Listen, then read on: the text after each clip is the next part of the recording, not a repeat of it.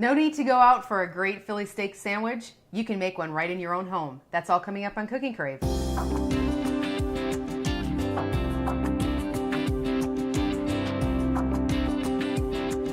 Hi, I'm Rhonda Fitterer. And I'm Laverne. And you found a recipe for a great Philly cheesesteak sandwich. So easy. So easy. If you want to go ahead and cook along with this, just grab the ingredients. Write these ingredients down, I should say. Right, yeah. You need a loaf of Italian bread or like 2 large hoagie buns or sub rolls, whatever you like there.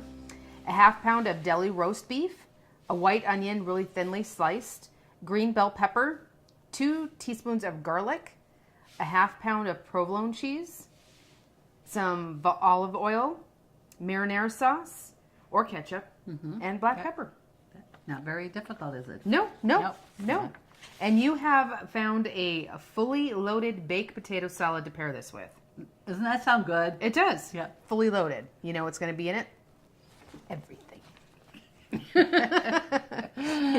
All right, if you want to go ahead and cook this with us, you need a 5-pound bag of potatoes, a cup of sour cream, half cup mayo, package of bacon, cooked and crumbled, a small onion, 1.5 cups shredded cheddar cheese, and then salt and pepper. Not very difficult. Not very difficult. But it's good. Where would you like to start? Well, I would like to get the potato salad mixed, and that's so. Of course, I already I used russet potatoes, and that's what it asks for. Make sure you scrub the peelings really well because you're going to just bake them, and because you don't peel it. Okay. So you want to make sure that you clean that, and then just bake. Now, like I did bake them already yesterday, so they're in the refrigerator. They're nice and cold, and it's so much easier to cut and everything. So, cut your potato in half there, and then just go ahead and cut down a couple of times down the middle, and just make cubes like this. It's very, very easy. Okay. And you definitely don't want to over bake these, do you? That's correct. You want them firm. When I poked the fork in there, there was, soft, but not mushy. Because when you cut them, you don't want them to fall apart. So, you can almost say that al dente, right? Okay. So how long did you bake these about? It was about an hour. Okay. And they're pretty good sized potatoes, so it's going to take about an hour. At that 350 degrees. So we're just, like I said, you just cut that and cube them. And you're really going to get that, baked potato flavor because, you're not boiling it, you're baking it and everything like that. So 5 pounds is about what the recipe asks for. Okay. So you got that already cut now. We're going to crumble the bacon in there. And sliced onion. Okay. Not that. And then we're going to add just a few chives just for that coloring. I mean, you can certainly use fresh ones, but I'm just going to add that more or less for, the color. Sure. And we're going to take, I'll have you open, it's an 8-ounce or 1 cup of sour cream, which is 8 ounces, and that's what that container is. And then 1.5 cups of shredded cheddar cheese. Okay. So I even had a block of cheese in that, so I just even shredded that and didn't use the packaged stuff. So you got, like I said, everything is in here like a fully loaded baked potato. Right. Got the bacon, the cheese, the onion, and that. So we're gonna. I like to put this in a pitcher here and mix that together, the sour cream and mayo and the salt and pepper. Okay. So that when you put that over there, it really blends well. You don't have to worry about there's the salt or something not getting mixed as well as you'd like to see it. And it's going to be pepper and salt to taste. And with this, I'm probably going to use about a teaspoon of salt. And we're ones that really do like pepper, so I mean, it's to taste. I'm going to put about a teaspoon of pepper in there. And so we'll just mix that up here.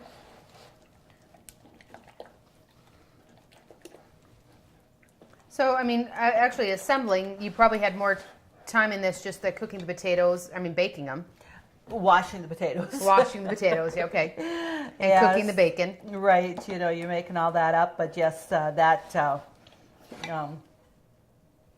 know, making sure the potatoes are nice and clean, and you never find a potato or have a potato that you don't maybe have to cut a little piece off or something because there's a little blemish on it, and then you know you're gonna poke the potatoes before you bake them when you put them in the oven. You want to do that and stuff. So I'm gonna get a bigger spatula here.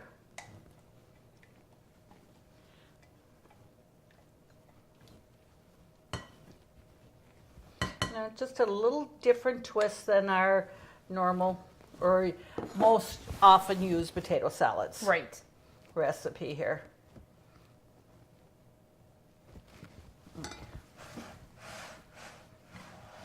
This is, we just wanted to get this mixed up well, so the flavors kind of have a chance to kind of blend a little bit while we're making our sandwich. And should you really chill this for a while before you serve it?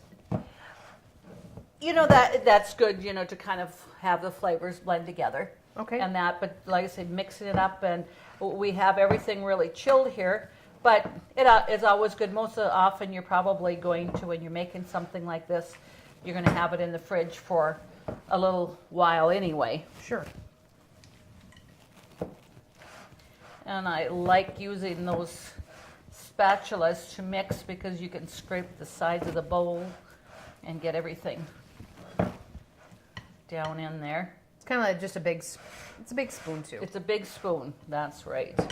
The only thing is, like I said, you can scrape things, the sides of the bowls when you're going down and versus a spoon. And as we can see, there's, you know, plenty of dressing in that. That was a cup of sour cream and a half a cup of mayo. And I definitely like the flavor of mayo better than Miracle Whip. Okay. And it's got a little bit different flavor, and it's got a little bit more zing to that. It does. So, got that mixed. So we can set that in the fridge while we mix up our sandwich. And I think this is going to, I mean, excellent to serve with any kind of sandwich. Sure. Well, I mean, this is going to be a great potluck, Great item potluck, yes, potluck item. Plus also, you know, hamburgers or anything like that you're grilling. You're going to love this and stuff. So I'll have you set that in the fridge. Okay. And over here, and just get things put away here a little bit. And now we're going to come over to our stove here. And I have a, you know, good sized skillet. Okay. And we're going to turn that off, and then we're going to put some olive oil in. And we're going to start with, we sliced green pepper, you know, and I made thin slices, and also a white onion, and I made them also sliced thin. Okay. So we want to caramelize them a little bit. Okay. And it takes, you know, maybe the recipe says about, you know, 5 to 8 minutes that you want them caramelized. So we're going to just put a little olive oil in the pan. And that, so get that heated up a little bit. And we're going to get that going, and then we're going to add the garlic as soon as we got the onion and green pepper caramelized a little bit more, and just mix that flavor in. And in the same skillet, we're going to just put this to the side a little bit and heat up our deli roast beef. Okay.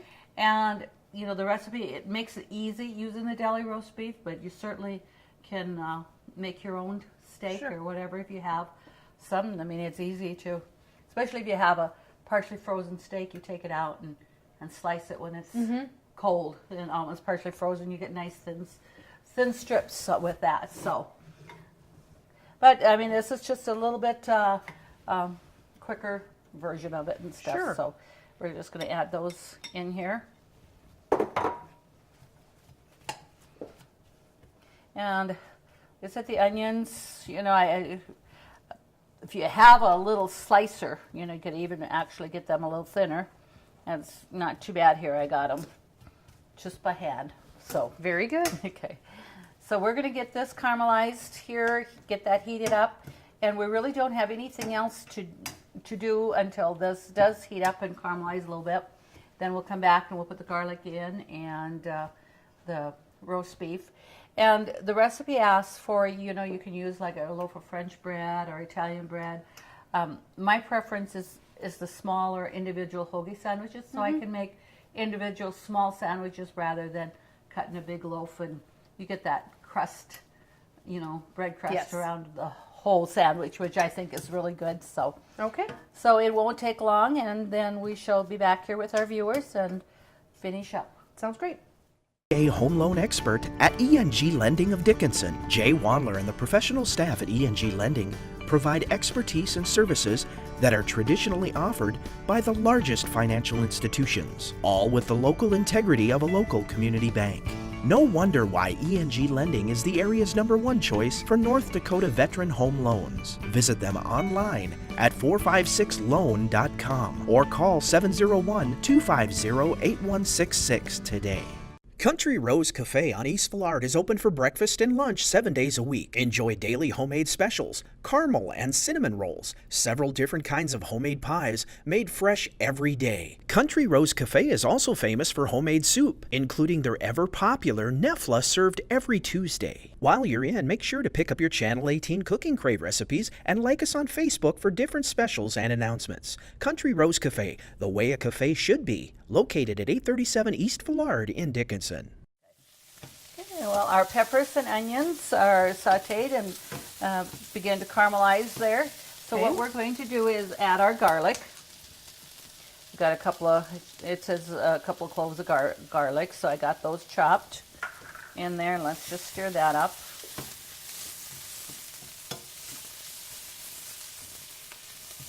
So everything that's going to make the steak sandwich great, the onions, the pepper, the garlic, you know, it just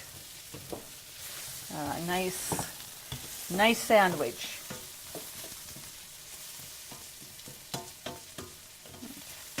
Okay, so what we're going to do now is we're just going to kind of push this to the side, and we want to put our beef in here, and we're going to just want to heat that up. We'll Okay. just stir that around.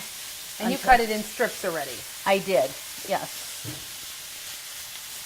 And you're going to want to kind of have it in strips as kind of part of it, because you know, it's a pretty big slice.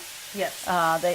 The beef and stuff, so definitely there. And I said I did buy the individual like hoagie buns. Okay. So I'm going to bring a couple of them over here. And in fact, what I have you do while we're getting that meat warm, it's just to slice it in half. Okay.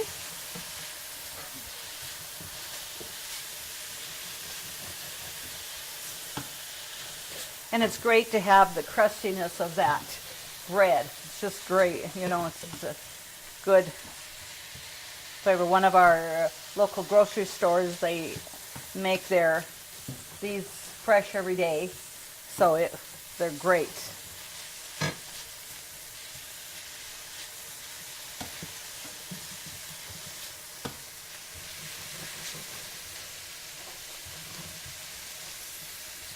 So just kind of touching, you know, the meat here to make sure that that's getting hot. Okay. It'll be just a few more moments.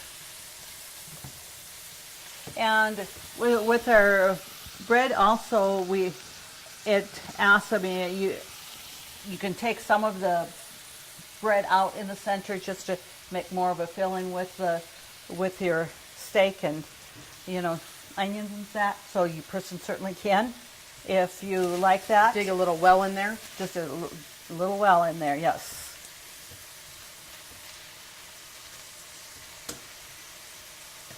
So what we're going to do now is just mix that all in here. And then what we're going to do is we're going to actually lay some of the provolone cheese right on top so it melts. Let's get that.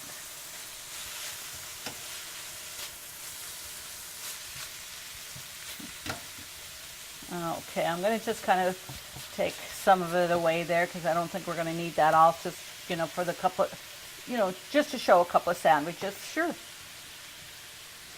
So let's put that on there. And I will actually, get a couple more pieces on there because you want that cheese on there. And that should be plenty there. So Okay. It'll be kind of like having 2 slices there. So with that, what we're going to do is actually just take our bread and we're going to just put that on top of there while that's melting, and then that's going to bring the flavor in of the cheese and meat and all that. It's just going to really be great. So we'll just go ahead and do the one and then show that. But we have the extra. And already we can see how the cheese is melting there and stuff, so Absolutely. and that's what we want. So it also warms up the bread, and so I'm gonna just try to see if I can take a spatula here and just. Do you need another plate? We can go ahead and, just bring that white plate over here. And I'm going to turn this off and I'll pull that aside. And let's just bring that sandwich right here. And we'll just come right on over here. And we can just go ahead and poke a little of that in there. And it just depends upon how much you're going to want in there with your meat and ingredients. I'm going to get the knife and let's just cut that in half so that you can eat that easier. And some people will like maybe some ketchup on it or marinara sauce. It's going to be just to whatever is your liking. Sure. And my preference would be just to eat it just like this. Yeah, I would agree with you. And that. So we'll get out the baked potato salad. And we're going to get that out. Get a couple of forks here.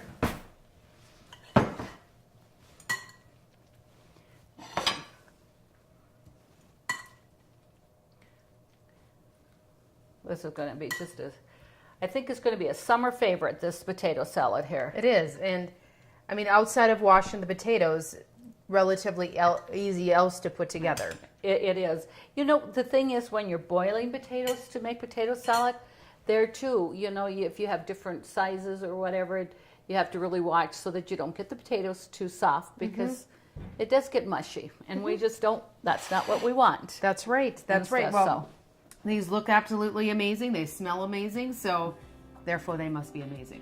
They are. To get these recipes, just go to Consolidated's Cooking Crave on our website, www.ctctel.com. Submit your recipes for your name to go into a drawing for a Cooking Crave apron. And as always, join us next time when we do it all over again.